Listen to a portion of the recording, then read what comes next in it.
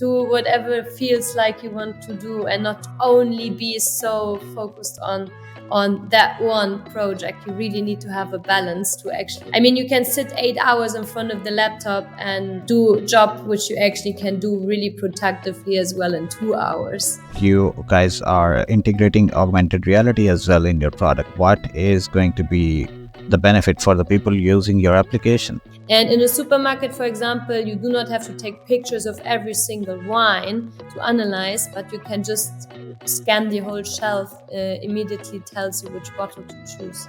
It's struggling. I mean, every day is a challenge, especially in the beginning. Every day you have something new you have to overcome. But I think that's also what makes it super exciting, because you never know what's happening tomorrow. That is the life of an entrepreneur. Right?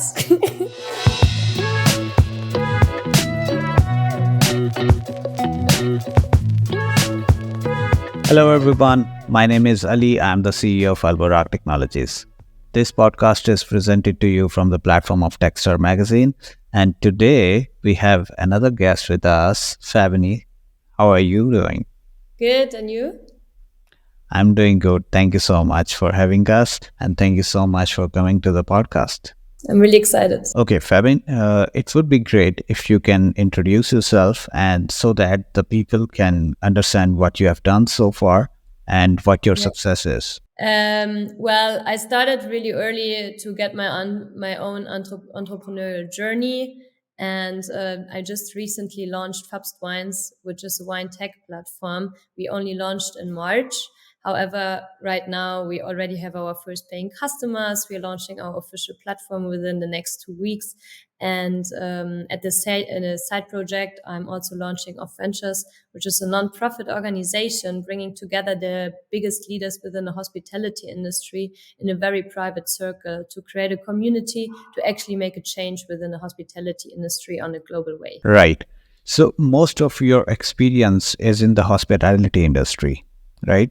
So that is where the idea of FabstWines came from? Exactly. So to be honest, I was working in a lot of different companies to get as much expertise as I actually can get.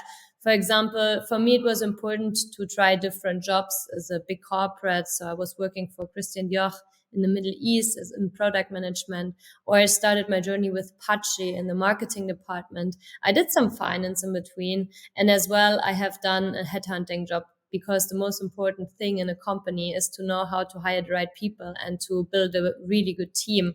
And during that phase, when I was younger, like before my 20s, my early 20s, I didn't have the expertise yet to start my own company. And I also wanted to learn as much as I can to build a ground foundation, which is really powerful. So I jumped between jobs. And also I wasn't 100% sure what company I would like to develop or what company I would like to found. So I took as much different jobs on me as possible to get to know what's actually my passion, what am I passionate about, and what do I want to do in the future. So yeah, and during that time, I found all the time me myself going back to the hospitality industry, even though there are small jobs like as a waiter or as a bartender or in fine dining restaurants or in hotels. And I was thinking, I don't know if I go back to the hospitality industry later, but I saw for myself that that's actually my passion. I love to travel. I love to see new hotels. And I actually love to see how hotels function and what different culinary aspects you can get. And actually, yes, during the pandemic, I was based in Dubai at that time. We went to a lot of restaurants, and I went to restaurants. I was like, I love to drink wine. It's amazing to see how many different wines you have, but it's always such a struggle to choose a bottle of wine. Either if it's like you get a menu and you're totally overwhelmed, or you go to a supermarket where you would like to buy a bottle of wine, but you've never heard of these. So mostly I'm super overwhelmed, and I just chose based on the price and the logo. And I was like, there should be a way to simplify this process and to make it easier for people to understand which wine is actually their preferred wine without having so much to think of. It's to take away that guessing game. And that's how I got the idea to develop an application or to develop a tech part to simplify the consumer journey for customers picking out wine, either in a restaurant or in a supermarket. That makes a lot of sense. Okay, we get the idea from where you get the idea of FabstWines, right? But let's Yeah. talk about another aspect that you said that your family is in the business, so you knew from the very beginning that at the end you are going to start your own company. But you were doing different kind of jobs in the industry. Why you didn't go to your family and said, okay, give me the experience that you were looking for? Why you chose to go outside and do some other jobs? So that was kind of independent decision, and that was, I would say, you didn't take the easy ride. So what No. was that? I think for those under us who know how it is to work with your family, it's always different. You get treated differently. You do not. You will learn. Yes, you. I was 1 year working in my father's company, for example. However, I got thrown into a cold water, and I saw for myself. It's also well. My family was completely in tech and software engineering and thermal printing. And that was not really my expertise or my passion, what I would like to do later. So I gave that to my brothers and I was like, no, I will take on my own journey. And I also want to escape Germany because I'm actually from Germany. I was born and raised here for 18 years. But then in a very young, with 18, I was like, no, I want to see the world. I want to get to know different cultures. I would like to see how it is in the Middle East with the Arabic culture. I moved to London. I wanted to live in a big city for some time, having as much different cultures around. And then I would like to see how it is working for people who are not your family, like also different kind of teams. I was, for example, once in a Lebanese company. Then I was, for Christian Dior in a high fashion in a very competitive company. And I was also working for startups. So I wanted to get as much knowledge as I can outside my home and outside my family who I grew up with. So I think your whole life is a learning journey, and the more you get outside your comfort zone and the more you're uncomfortable, the more you learn about yourself and the more you can develop new skills. So from where you get the idea that you have to be in outside your comfort zone, from where that was built in your side? I believe because I grew up being a professional gymnast. So I was only 2 years old when I started gymnastics, and I was actually competing on national level. And I think this has something to do with like the ambition of winning, of course, but also, there's hard training involved. And obviously, when you're a gymnast, like you're not comfortably lying on the couch. You're like every day have to push yourself to the gym. And yes, you have to get uncomfortable and you have to learn how to fall, because basically in gymnastics you fall 1,000 times until you once stand. And I think that is how what was important also for my mindset today, as it is to do that like also almost 18 years of my life. Right, right. Let's come back to the FabsWine. You build a team for the FabsWine.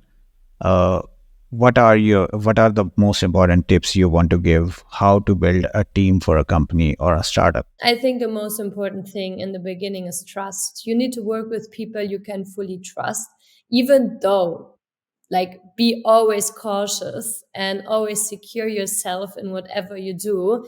But I think that is the most important. And then obviously what is important as well are the skills. Like, for example, I don't know everything, and I have to rely on my team, because without my team, this where we are right now would never been possible. Because I mean, we're only 7 months old and we have already our first traction and our first incoming revenue. And like we are able to launch the platform within the next 2 weeks. And that's only based on 8 months from an idea to execution. And I think the most important thing is figuring out what you want to do and do something you're passionate about, and then find the right people. Maybe you have met that people, or you know that people already since some time, and you can even see in your circle if there's anyone who has more knowledge about that specific subject as yourself.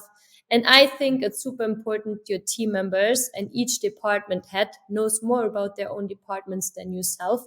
Because as a leader, yes, you need to know what they're talking about, so nobody can fool you. However, I think you always should hire people that are better than you in those subjects, because like that you can actually grow and you actually can execute subjects and move on from that one.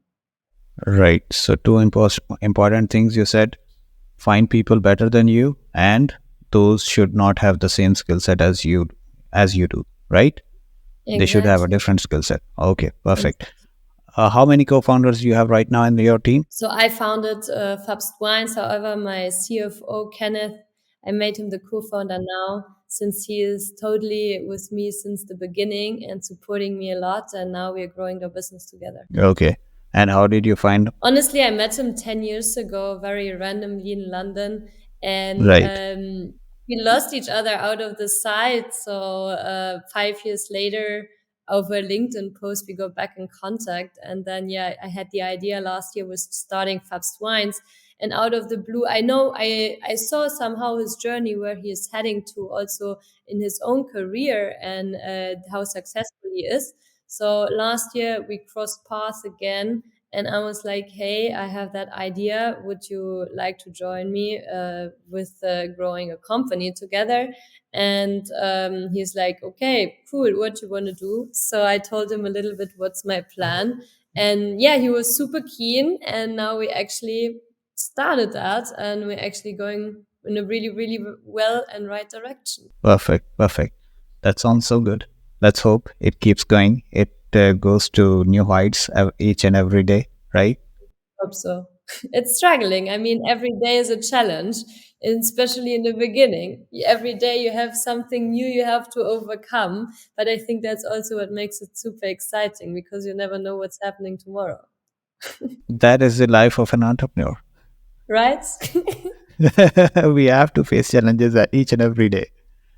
Exactly. Okay, my next question is that you are building a community of wine lovers, right? So you do have many other ways and many easy ways as well to build a community. Like, for example, you can build a community on WhatsApp, you can build a community on Facebook, you can build a community on any social media platform.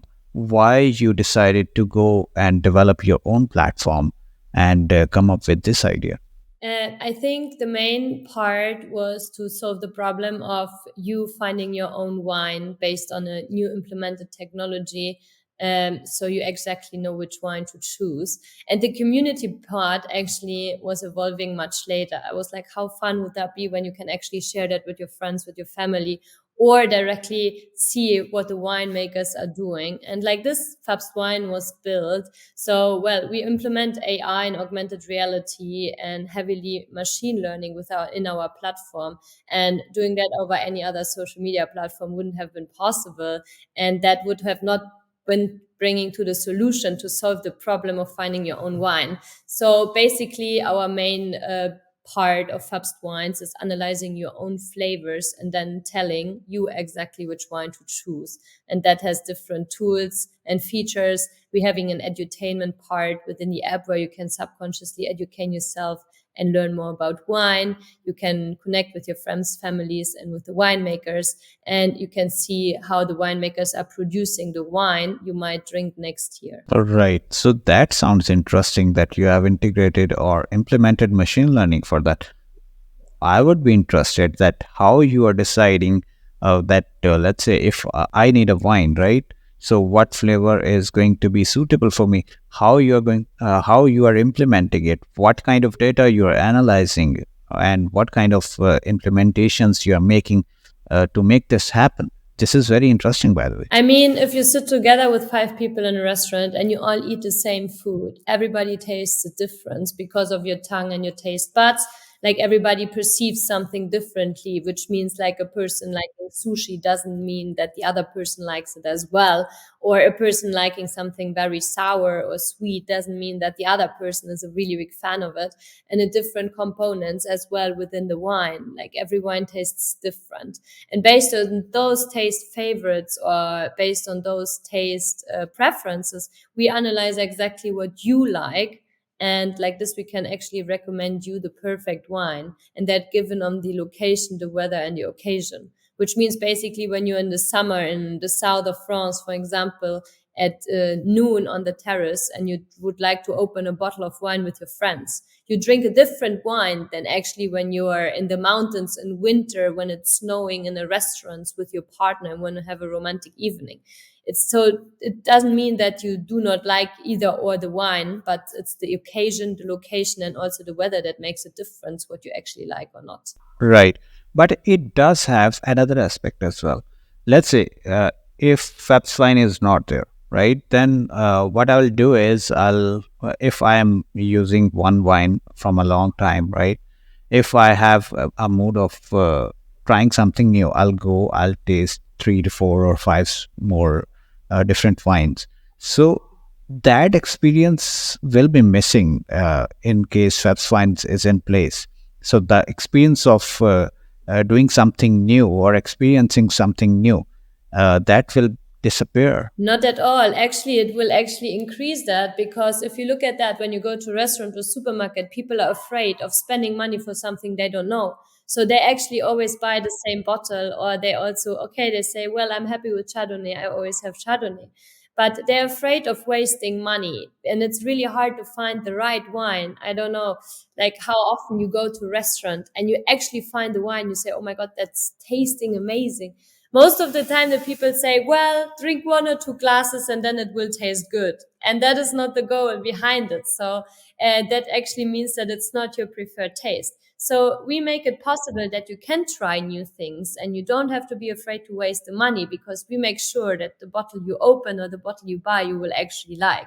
So that's actually increasing the fact of you trying and experiencing new things. And additionally to that, with our edutainment part, you can try yourself and as well figuring out new flavors. I mean, there are more than 10,000 different varieties of grapes in the world. And think about all the different cuvées and blends you can create. So based on that, you can actually try new things and we recommend you new experiences and you can find out new flavors that you actually like, you would have never even thought of before. Right, right, right. You that I understand now. So now you're going to, I hope, disrupt the whole experience of tasting wines. Exactly. That's my goal. I hope you get success in that. Okay, the next question is related to the augmented reality. You discussed that you guys are integrating augmented reality as well in your product. So how you're Yes. going to use that, and what is going to be the benefit for the people using your application? But well, I think there's one part, and technology is currently is always shifting. Probably right now even faster than like 5 years ago. And I think augmented reality is a really good part right now to make it easier for people. If you ever already created your taste profile on our platform, and you already know what you like, you basically go on a supermarket, or you are in a restaurant, and you take out your phone and you just open the camera and it tells you exactly within a second, based on augmented reality and machine learning implemented, of which bottle you choose in the supermarket or of which bottle you should choose in a restaurant. And in a supermarket, for example, you do not have to take pictures of every single wine to analyze, but you can just scan the whole shelf, immediately tells you which bottle to choose. So let's talk about the role of remote work in the product journey you have. So how do you rate remote work or outsourcing that dev side of the product? How do you rate that? I think, especially in the beginning of a startup, it's really difficult to find the right team, and you do not have that many resources, and especially budget is a really, really big issue. I think the most important thing is to analyze, prioritize what is the most important thing to implement, and then to find the right company or to find the right team to execute that.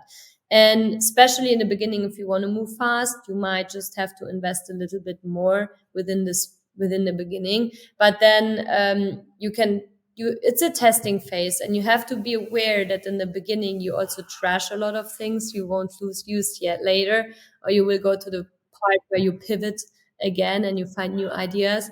And to be honest with us, like all of us from the team are mostly remotely right now, and also with our companies we work with, and it works out pretty well. You need to set timelines, you need to set milestones, and you need to have everything structured from in the beginning, and that is super important. And I think that is the only way how it can work, especially for us.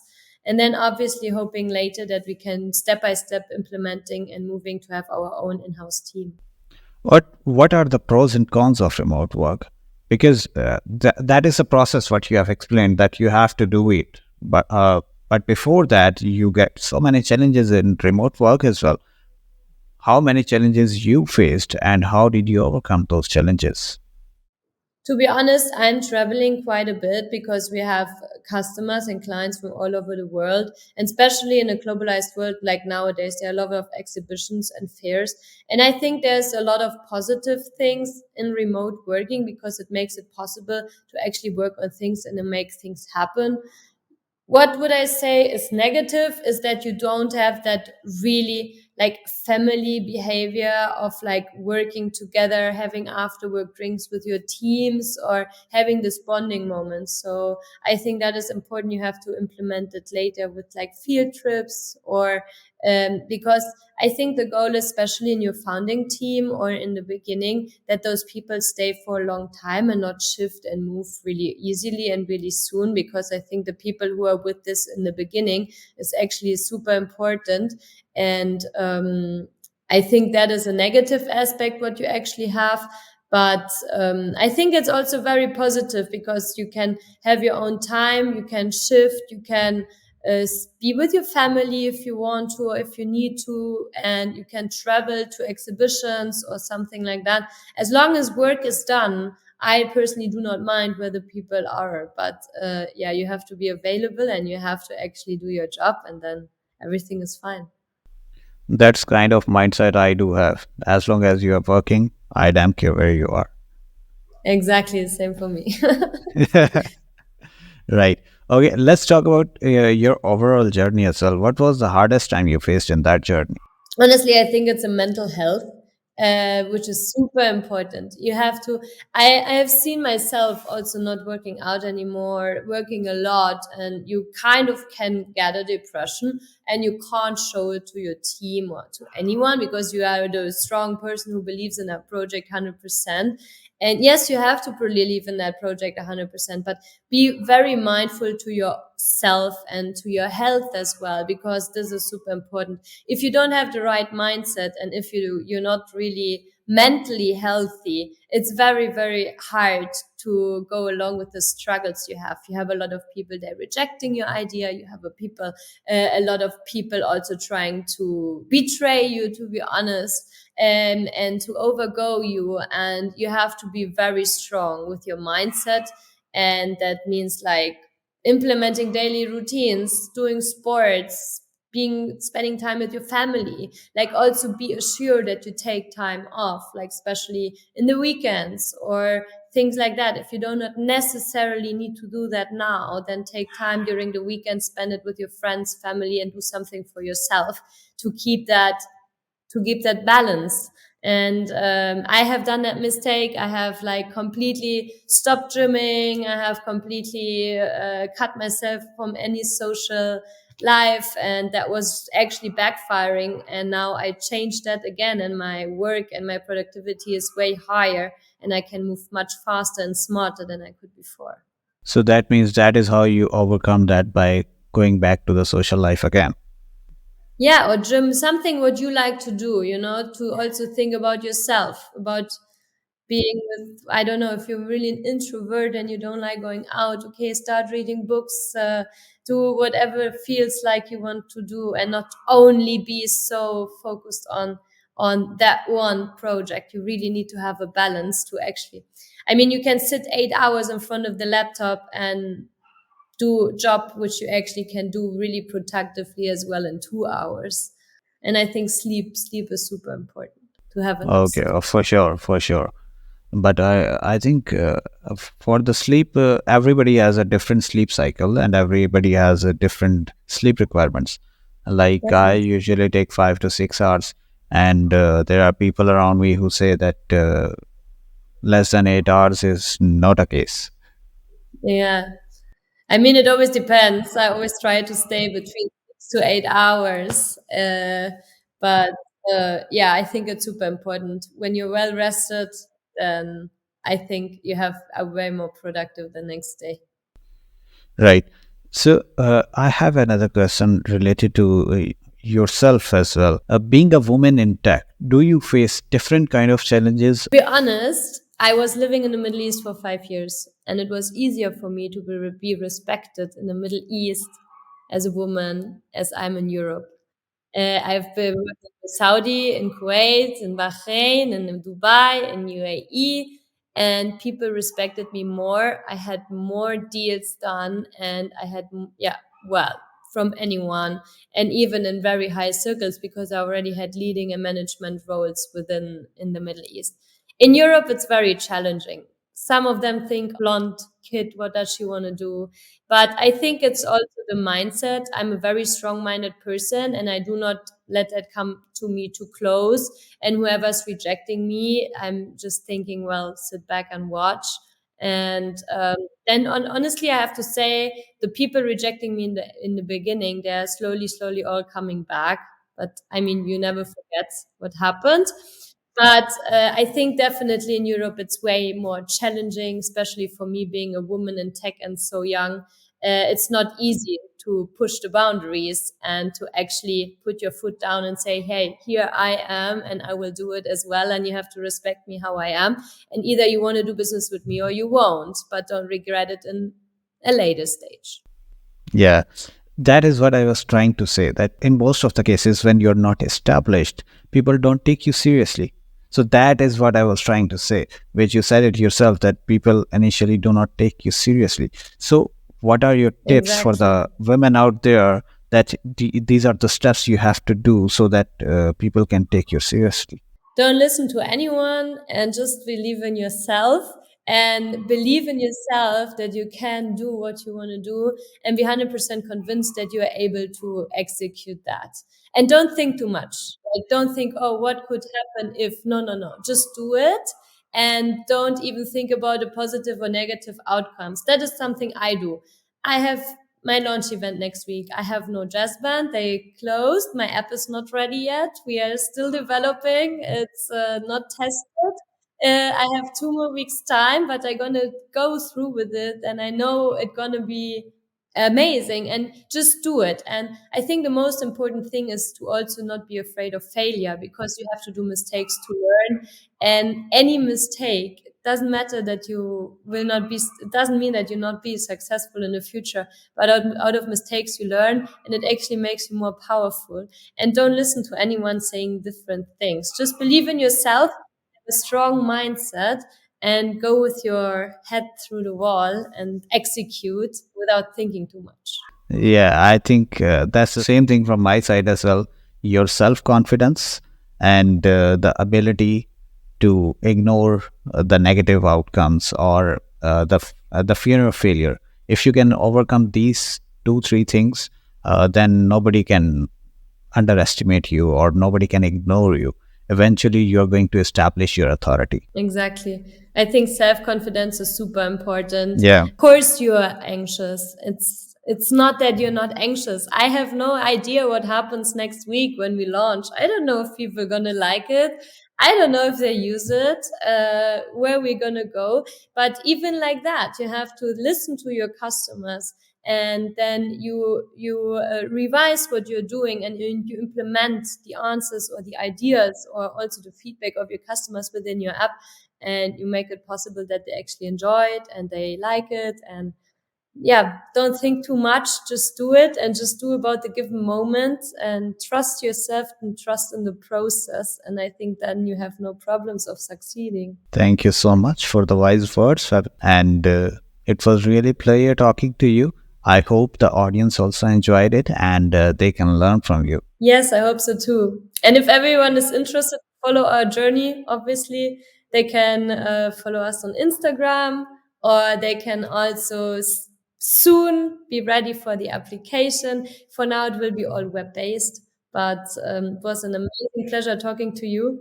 And it's always amazing to see like-minded people and the young generation taking over.